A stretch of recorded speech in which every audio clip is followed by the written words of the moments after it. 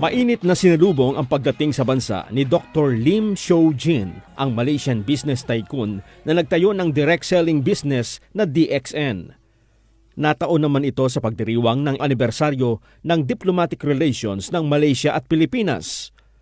Ayon kay Dr. Lim, malaking bagay ang magandang relasyon ng Pilipinas at Malaysia sa paglago ng kanyang negosyo. So we have a very good and very smooth interaction between the two countries. Okay, then from Philippines, okay, then we are able to expand to America, and from America then we go to the Latin America and we expand. So basically, half of the DXN empire, we can say that is originally from Philippines. Kabilang sa pinuntahan ni Dr. Lim ang kanilang head office sa Pilipinas na nasa Quezon City.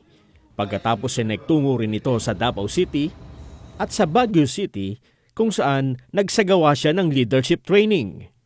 Plano na rin ng kumpanya na magtayo ng sariling planta sa Pilipinas kung saan inaasahang makikinabang ang mga nasa sektor ng agrikultura. Actually, we already purchased some land in Philippines, and you must understand, Philippines is quite a good base to produce a raw material. Okay, and we have a lot of technocrats here, especially in agriculture sector. Philippines is very good, very advanced in agriculture sector. And DXN basically we are agro company. Okay, we are doing with mushroom, with spirulina, with this enzyme. All these things we need a lot of raw material, and Philippines are full of that. So there is some planning to set out some facility in Philippines. We also will come up with a social economy. Is a thing to interact with the farmers, to interact with the locals, okay? So that maybe we will share some experiences to them. May payo naman si Dr. Lim sa mga gustong magtagumpay sa negosyo. Una, dapat ay gusto mo ang iyong ginagawa. I think to successful in any business, first thing first, you need to do something that you wanted to do. You never do anything that against your wish, okay? And if the thing you wanted to do, and there must be a purpose in your business, okay? They must serve some purpose, no? That in this social economy stance. So one the purpose is good, and it's something that you would like to do, so you will do it every day. So when the time's long enough, you'll be successful. Hindi rin anya dapat ikahiya na magsimula ng simple at maliit na negosyo dahil ganito rin sila noong nagsisimula pa lamang. Subalit ngayon ay isa ng worldwide business sa loob lamang ng ilang taon. We started DXN in a very small scale, okay?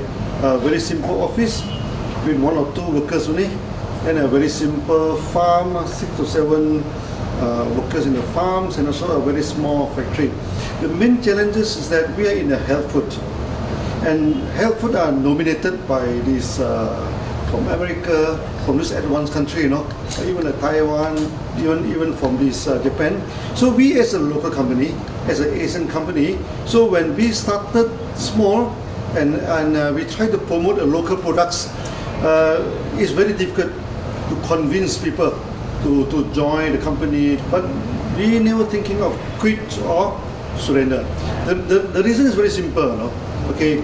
Whatever we do, we must try to do something that we wanted to do, we wish to do, okay? And if we feel that what we are doing is of good to ourselves, to the society, to the people, then these are feel good factors will always push us forward. So there's not a single instant or whatever that we feel like quitting. Ang tagumpay ng kumpanya ni Dr. Lim ang siya namang nagsisilbing inspirasyon ngayon sa marami nating kababayan na naniniwalang kung nagawa ng iba, magagawa rin nila. Para sa Eagle News, Nelson Lumao, I'm 1 with 25.